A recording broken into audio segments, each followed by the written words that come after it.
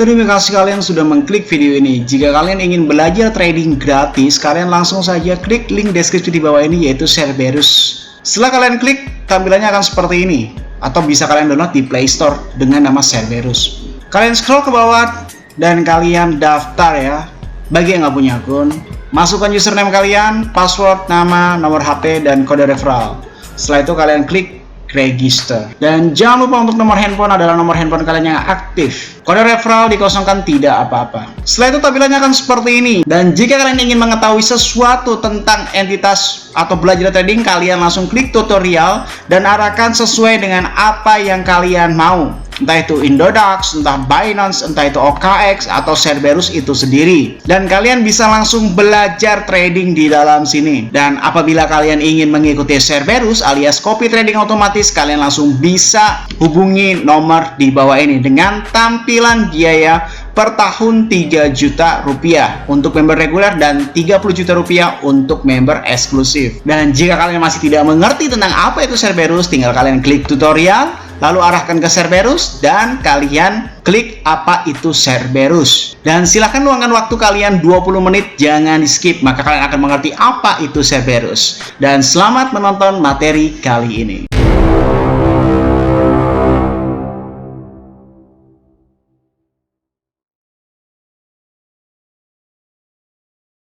Salam traders, balik lagi sama saya Arif Firmansyah di channel ESG.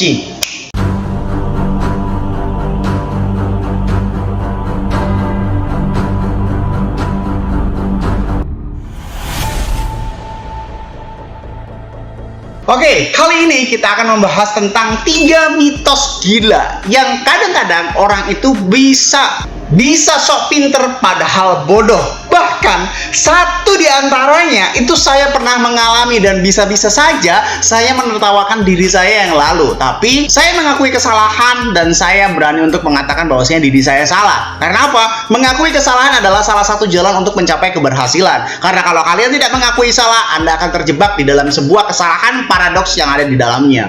Oke, dari 3 hal ini, nomor 1 adalah hal yang pernah saya alami dulu ya, terlebih pada saat pertama kali mengenal cryptocurrency di masa-masa SMA gitu kan, waduh. Dan nomor 1 ini adalah mitos si paling matematika. Kalau bicara itu saya rasanya benar-benar tertawa ya melihat diri saya yang terlebih dahulu pada saat itu. Dimana masa-masa SMA itu kan seolah masa-masa yang sok tahu, masa-masa yang berapi-api, atau bahkan setiap orang itu memiliki fase yang berbeda-beda. Contoh, masa berapi-api saya mungkin dari umur sekitar 15 tahun hingga sekitar 22 tahun, 23 tahun. Tapi ada juga loh yang masa berapi-api itu yang dialami orang yang berbeda.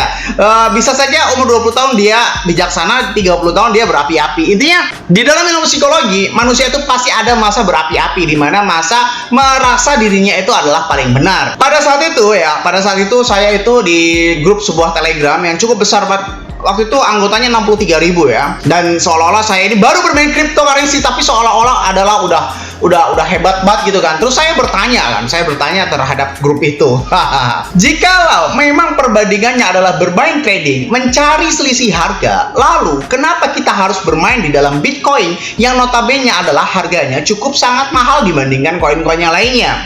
Maksudnya seperti apa? Contoh, kita bandingkan, contoh, Bitcoin ini sekarang harganya sekitar 410 juta, Ethereum sekitar harganya 24 juta, BNB harganya 3.200.000, XRP harganya 7.800 gitu kan. Nah, secara matematika, perhitungan sederhananya, daripada kita menunggu Bitcoin berbeda, misalkan contoh, kita tunggu Bitcoin bedanya 10 juta. Padahal, jika 10 juta dikonversi dengan 410 juta, itu tidak nyampe 1% sama sekali, oke? Contohnya seperti itu kurang lebih. Nah, jika XRP ini 7.800, berarti dia bergerak 100 perak saja, itu sudah lebih dari 1%. Alias dia bergerak 1.000 perak saja, itu berarti sudah lebih dari 10%. Nah, saya bertanya terhadap sebuah grup itu, ini benar-benar kisah real nyata banget ya. Saya bertanya, ngapain kita harus bermain Bitcoin yang notabene itu adalah kurs dengan level tinggi? Kenapa kita nggak make XRP, make Ignis, pakai NXT dan pada saat itu ya, yang tenar-tenar lah, tapi yang kursinya kecil gitu kan. Terus banyak yang jawab, konsep trading nggak sesederhana itu gitu kan. Saya ngotot gitu kan, saya nggak nanya konsep trading. Intinya saya bilang, jika kalkulasi kurs mata uang kecil beda 1.000 perak saja itu benar-benar lebih untung kan daripada Bitcoin beda 10 juta. Saya ngotot seperti itu kan. Intinya saya bilang iya atau tidak. Ya mereka bilang iya sih gitu. Oke, cukup. Berarti seolah-olah saya merasa benar, wih hebat ya. Gue baru belajar 1 minggu aja udah berhasil kayak menggurui orang-orang di situ. Tapi orang-orang di situ ada yang ketawa, ada yang ya udahlah terserah dan sebagainya gitu kan. Seolah-olah saya paham bahwa saya maksudnya seperti itu. Mitos si paling matematika ini dialami oleh banyak orang yang seolah-olah sok pintar tentang trading. Gini bro, setiap entitas cryptocurrency di dalam koinnya itu, walaupun Bitcoin 410 juta, walaupun BNB, dengan catatan major crypto ya, top CMC ya, jangan, kita nggak bicara koin micin ya, kita nggak bicara koin micin. Walaupun BNB harganya sekitar 3.200.000, XRP 7.000 perak, bukan semerta-merta karena XRP harganya 7.000 perak gampang naik 1.000-nya, bukan semerta-merta BNB ini 3.200.000 gampang naik 1 jutanya, bukan semerta-merta Bitcoin ini 400 juta susah naik untuk ke 100 jutanya. Ternyata nggak sesimpel itu bro. Percaya sama saya bahwasanya masing-masing mempunyai manifestasi sendiri-sendiri dan masing-masing mempunyai pending order tersendiri.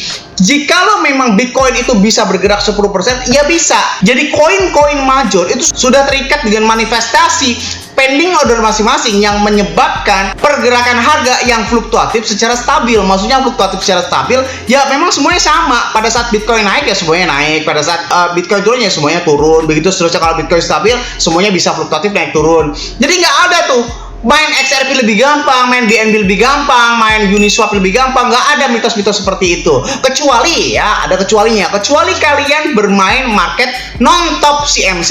Itu bisa jadi dan sangat mungkin terjadi. Kalian saldo yang tadi 1 juta menjadi 1 miliar itu sangat mungkin terjadi. Apalagi baru koin-koin yang baru launching. Tetapi sangat mungkin juga kalian itu kehilangan uang karena dia bisa naik 1000 kali lipat, bisa turun 1000 kali lipat juga gitu kan. Jadi bisa naik 10.000%, bisa turun 10.000%, misalkan seperti itu kalau dikonversi dengan aset kalian. Ya gue tahu sih persentase memang tidak bisa turun secara mutlak dengan degradasi 0 ya, gue tahu. Tetapi ya kalau modal lu 1 juta bisa aja cuma jadi 10 perak gitu kan. Dan pada akhirnya nyangkut terus-menerus. Dan saya harap semuanya paham bahwasanya market top CMC tidak akan pernah bisa naik secara signifikan, walaupun memang secara fluktuatif kurs itu lebih kecil. Jadi semuanya sama aja. Lalu yang kedua, mitos leverage. Nah, ini paling tolol nih ya. Alhamdulillahnya ya saya tidak mengalami fase ini, tapi saya ternyata mengalami banyak sekali komentar-komentar di YouTube yang mengatakan tentang hal ini. Ini lucu banget ya. Tapi alhamdulillah, insya Allah saya nggak ngalamin gitu kan. Saya nggak ngalamin dan saya langsung paham pada saat itu. Kalau Anda langsung paham tentang konsep ini dan tidak pernah bertanya hal seperti ini, alhamdulillah berarti kalian ini melewati masa-masa standarisasi untuk bermain kripto lah. Kalau masalah hal seperti ini itu masih nanya, tapi banyak sekali yang nanya. Contoh, ada pertanyaan kayak gini, Bang, gue profit 5% di market leverage 10 kali lipat. Kok saldo gue cuma nambah 5%? Bukannya 5% itu harusnya dikali leverage 10 kali lipat?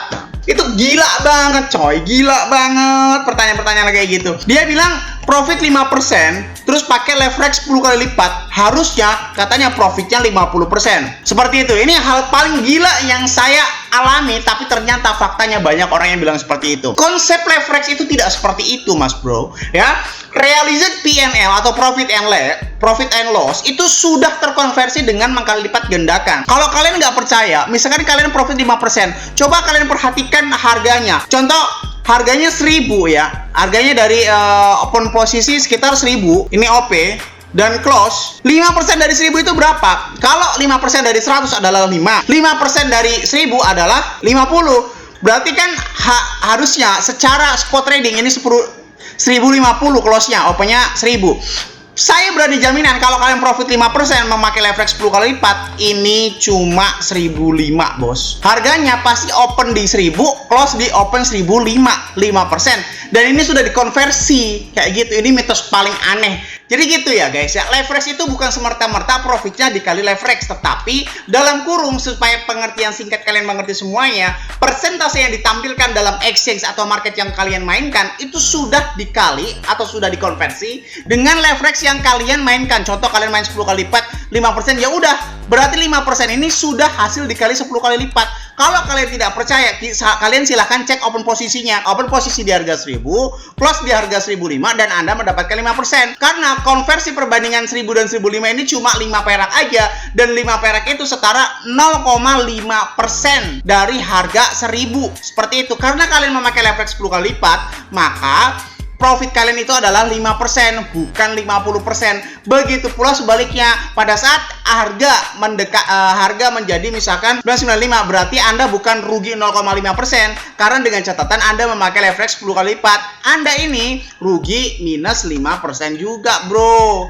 Kayak gitu, oke? Semoga paham ya. Lalu yang ketiga, ini mitos yang kadang-kadang para pemain expert juga masih berdebat tentang hal ini, dan menurut saya menertawakannya. Oh, mungkin berarti Anda belum di level memahami tentang situasi cryptocurrency. Nomor 3 ini adalah hal yang bisa dialami oleh para expert sekalipun, atau mungkin kalian juga mengalami. Orang banyak yang bilang bahwasanya banyak instrumen yang no risk di dalam cryptocurrency, alias mitos no risk. Mitos tidak ada resiko di dalam sebuah instrumen di cryptocurrency. Itu bodoh, itu tolol, itu goblok namanya ya. Kenapa? Semua instrumen tidak terkecualikan di dalam cryptocurrency memiliki risk yang sama semuanya. Kalian ambil contoh, coba sebutkan instrumen apa yang tidak ada resikonya. Semuanya pasti ada resikonya. Contoh, yang kalian bangga-banggakan, yang paling orang bilang bahwasanya aman adalah spot trading.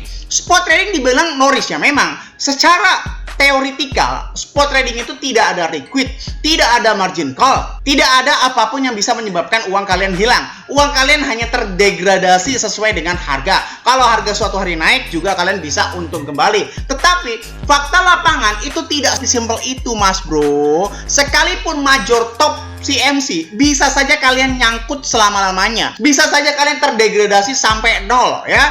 Saya korban ya, saya adalah saksi hidup, saya adalah user, saya adalah korban juga dari salah satu koin NXT 10 ciptaan Oscar Darmawan. Itu saya nyangkut selama-lamanya ya. Ya, akhirnya saya cut loss. STQ itu sampai 0 harganya, asal kalian tahu. Padahal harganya dari 300 perak. Kalian bayangin aja, saya beli kurang lebih waktu itu 30 juta. Waktu belum punya duit ya. 30 juta STQ di harga 350 IDR. Dan sekarang harga STQ itu 0, perak ya, 0, sekian perak. Bayangkan berapa jumlah uang saya yang terdegradasi dari total 30 juta. Sekarang ini cuma jadi ya mungkin 100 perak, 200 perak. Bayangkan, jadi spot trading juga pasti ada resikonya. Begitu pula mining. Mining kalian bilang ya udah mining yang gampang, yang real itu ya udah kalian tinggal beli alatnya, tinggal beli ini, ya udah tinggal nikmatin cuan. Nggak sesimpel itu, Bambang. Seluruh mining itu selalu mengeluhkan besar pasak daripada tiang. Ketika algoritma berubah, ketika semuanya berubah, adanya halving dan lain sebagainya, pengurangan reward miner itu menyebabkan besar pasak daripada tiang. Memang secara teori kalian mendapatkan penghasilan per bulannya, tetapi secara realita kalian tidak berpikir bagaimana kalian pengeluaran untuk menimbulkan profit tersebut. Pengeluaran listrik, perawatan peralatan, pengeluaran maintain, pengeluaran kalau misalkan kalian mati lampu harus pakai genset dan lain sebagainya. Jadi besar pasak daripada tiang. Mining itu bisa seperti itu. Bicara apa lagi? Arbitrase pun ada resikonya, mas bro ya. Dengan catatan kalian arbitrasenya bukan major top CMC ya. Kenapa? Kalian mengejar selisih harga yang banyak. Koin-koin micin, koin-koin non top CMC yang 200 besar ke bawah, itu rata-rata perbedaan selisih harga antar market atau exchange itu banyak sekali. Ada yang 5%, ada yang 10%, atau bahkan yang 15%. Tetapi sialnya, pada saat kalian mengalami pemindahan jaringan tersebut ya, misalkan pindah dari market Binance ke Bithumb gitu kan, ya udah, akhirnya tidak ada pending order di situ, alias freeze. Kalau kalian bermain arbitrase top CMC, hati-hati kalian mengalami freeze. Freeze adalah suatu kondisi di mana aset kalian tidak bisa diapa-apakan, tidak bisa dijual karena nilai konversi tidak ada pending order buy di dalam market atau exchange tersebut, atau bahkan di seluruh market exchange. Jadi kalau arbitrase kalian koin non top CMC, itu kalian bisa resiko freeze. Apalagi kalian ngomong staking, farming, sama saja bro. Namanya staking, namanya farming, itu adalah mengkalkulasi atau menspekulasi aset kita dikonversi menjadi kripto. Contoh, kalian konversi USDT sekalipun, tidak ada jaminan harga dolar itu akan naik di tahun depan. Contoh, jangankan USDT, Bitcoin pun yang katanya setiap tahun naik. Coba kalau memang staking itu benar, kenapa semua orang itu nggak staking? Karena apa? Staking itu sama aja menanam bom waktu. Karena apa? Bagaimana secara logikanya kita ditambahkan reward atau ditambahkan koin tersebut, tetapi demand tidak bertambah. Itulah kenapa banyak staking palsu, banyak staking scam. Ya, kalau Bitcoin mungkin keraguan kalian gara-gara returnnya yang sangat sedikit. Ya memang, semakin benar koin tersebut, semakin benar exchange tersebut, maka rewardnya akan sedikit. Kalau nggak salah Bitcoin itu rewardnya sekitar 4%, 3%, 2%. Selama 1 tahun, belum kalian eksekusi maker-makernya 0,3%. Contohnya 0,0% 2 kali. Belum kalian biaya lain-lain dan belum kalian puasa selama 1 tahun. Pada akhirnya jarang yang staking Bitcoin, kecuali memang duitnya banyak sekali. Ditambah lagi, kalau kalian staking micin coin, itu seolah-olah berspekulasi. Bisa saja terjadi kalian jackpot, bisa saja kalian rug pull atau freeze, di mana kondisi exchange atau sebuah koin tersebut tidak bisa dijual, atau lebih parahnya lagi turun secara drastis. Apakah ada seperti itu? Ada banyak sekali. Silahkan kalian searching koin yang gagal staking, gagal farming dan sebagainya. Karena tujuan farming dan staking itu adalah meningkatkan demand karena orang pengen staking dan melimitkan supply. Tujuannya memang mulia, tetapi tidak sesimpel itu. Market pasar, market demand. Contoh, stakingnya dibuka, di unlock gitu kan, tiba-tiba dijual, order sell secara instan, ya otomatis down. Harga nggak sesuai dengan keinginan kita untuk menjual. Pending order, ya, lupa stop pending order, belum tentu ada yang eksekusinya, gitu boy. Oke? Semoga bermanfaat video kali ini saya sampaikan. Jangan lupa klik like, comment, subscribe. Logikanya kalau kalian nggak subscribe, ngapain saya buat video lagi? Dan share ke teman kalian agar teman kalian tahu apa yang kalian tahu. Saya Andi Firmansyah, use your logic, dan salam trader.